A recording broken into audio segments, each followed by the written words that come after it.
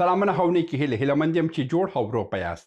تېره اونۍ زلنسکي د اوکراین ولسمشر وویلو ولې د اوکراین سرنوشت به هم د افغانستان په څیر سرنوشت وي.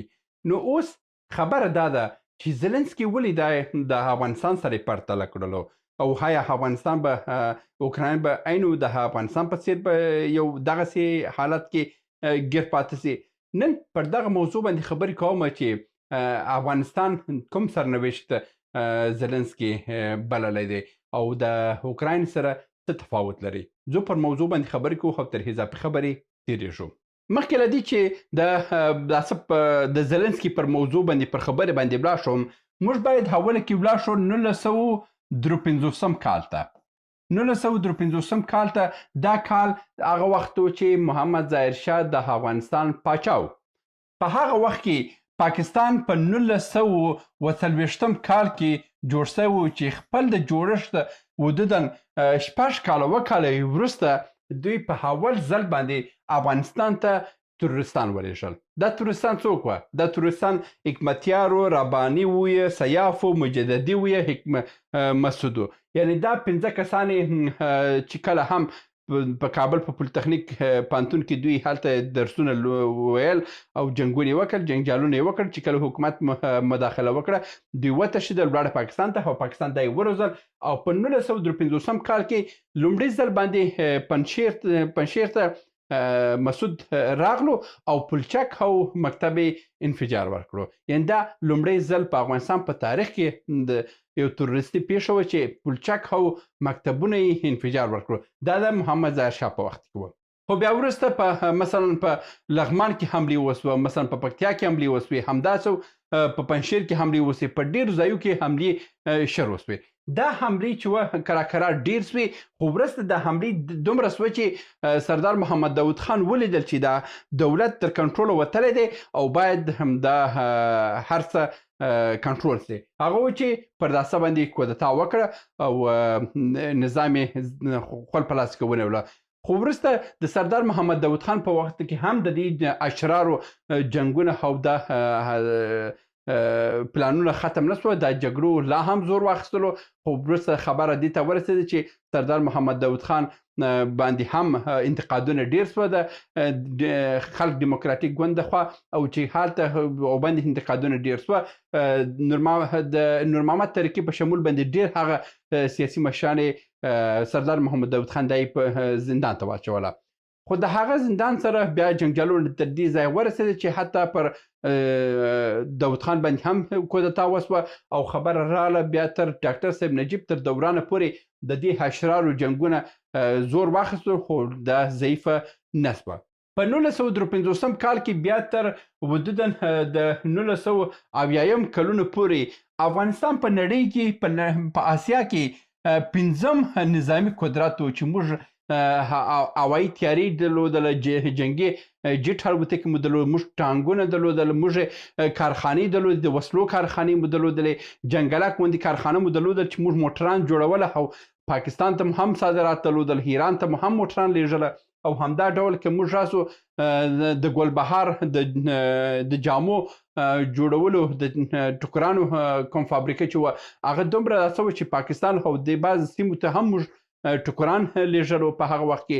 که هغه وخت کې نساجي د هلمند وګورو، بیا په ټول افغانستان کې یعنی یو اقتصادي فعالیت روان و، افغانستان فعال و، افغانستان لکه اوسنی اوکراین. هغه وخت کې افغانستان لکه اوسنی اوکراین د سیمې دپاره افغانستان دومره فعال و چې تاجکستان، ازبکستان، ترکمنستان دا هیوادونه د افغانستان په حاصلاتو او د افغانستان په صادراتو باندې دوی خپل ژوند کولو. مګر اوس خبره چیش ته ورسېدل؟ خبره دې ځای ته ورسېده چې افغانستان د نړۍ اولین هغه ملک دی چې ضعیف اقتصاد لري. هم د مثال په ډول باندې د افغانستان کلنی عاید د خلکو چې دی $250 ته رسېدلی. $250. سودان چې دومره موږ غریب بولو، د سودان د خلکو کلنی عاید چې دی هغه $500 دی، یعنې 2 برابر زموږ اقتصاد لري. یعنې تر دې ښکاري چې موږ د نړۍ هغه بدبخت ضعیف خیرات خور او ګدایګر او دا څه چې دا ټوله چې موږ ته راورسېدو موږ دغه حالت ته ورسېدو. که موږ د 1953 څخه بیا تر 1980 کلونو وګورو، موږ د آسیا په سطح باندې یو قوي ملک وو. موږ د آسیا په سطح باندې موږ عزت تلو، موږ د نړۍ په سطح باندې عزت تلو. او چې کله هم تاسو ویډیوګانې وګورئ چې محمد ظاهر شاه چې کله هم د امریکا ته سفر کړی دی، په ټولو کوڅو په ټولو لارو کې خلک ورته ولاړ دي او د افغانستان بیرغونه په لاس کې دي چې هغه وخت موږ دومره عزت درلودله.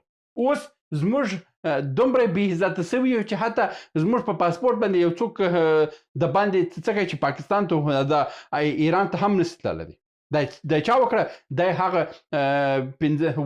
تروریستي ډلې اشرارو چې تروریستي ډلې پاکستان جوړ کړي او 8 تروریستي ډلې هغه ایران جوړ کړي او افغانستان ته دې ځای ته ورسولو چې افغانستان اوس خپل د ماښام په ډوډۍ باندې حیرانه دی. زلنسکي د هغه وخت افغانستان د اوکراین سره پرتله کوي چې اوس اوکراین چې دی د هغه افغانستان په لور باندې روان دی. اوس اوکراین چې دی د نړۍ په سطح باندې حوالی د غنمو صادرونکي هیواد دی. په اوکراین کې واخیستل، جګړه واچوله، اولا خو یعنی 25% خاورې د اوکراین روسانو ونیوله. اوس هغه دی په دغه راتلونکي ورځ کې دا به په رسمیت پیژندل کېږي، ټول نړۍ به هغه د روسیې منطقه بولي. او د هغه وروسته د ټرامپ ویلي دي چې ستا څومره معدن چې دي د دې 50% معدن پیسې چې دي دا باید ټوله موږ ته راکړي، لکه څنګه چې په افغانستان کې هم دا اوس دی. مس عینک دا څو کلونه کېږي چې موږ روان یو چې مس عینک دي ولې نسو ورکولی؟ ځکه چې موږ اختیار نه لرو. همدا اوس چې دا کوم رهبران چې دي، دا کوم مشران چې دي، دا ټول د امریکا تر همر لاندې ناست دي. یعنې چې امریکا وویل چې دا کار مه کوه، د دوی پلار یې هم نسي کولی.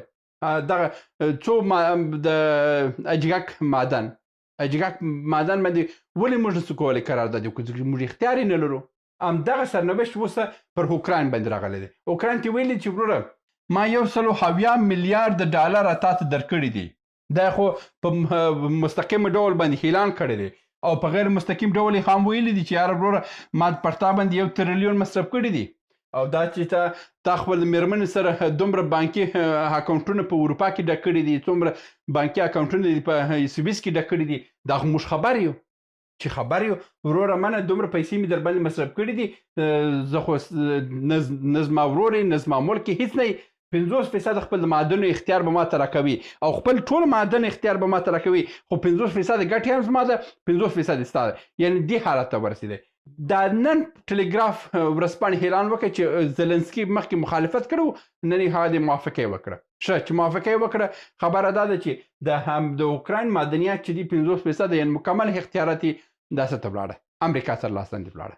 نو زلنسکي چې کومې خبرې کړې دي چې د افغانستان په هکله باندې، زلنسکي د افغانستان د 1953 کال څخه بیا تر 1980 کلونو پورې د هغه افغانستان خبرې کړې. دا اوسني ګدګر افغانستان په حق باندې هغه ویل نه دي. هغه پوهېدلو چې د اوس لپاره خو هېڅ، یعنې دی وایي چې به اوکراین به هم دغه ځای ته رسېږي چې آخر کې دا اوس کې د نړۍ حاولین صادرونکي همدا اوس د نړۍ په عزته ملک دی. څو کاله بعد به دی به هم د نړۍ حاولین ګدګر ملک جوړ شي. دا د غربیانو پلانونه دي او موږ باندې هم دا تطبیق شو، اوس په اوکراین باندې هم تطبیق کیږي. دا و د نن ورځې ویډیو. هیله مند یم چې یو څه مو ترلاسه کړي اوسئ. تر بیا هم په الله سپارم. ښې چارې. سلامونه. موږ ډېر موضوعات جوړ کړي دي. که سیاسي موضوعات غواړئ ووینئ نو دلته کلیک کړئ، او که غواړئ اقتصادي موضوعات وګورئ نو دلته کلیک کړئ، او که غواړئ چې د تل لپاره راسره واوسئ نو دلته کلیک کړئ او چینل سبسکرایب کړئ. مننه.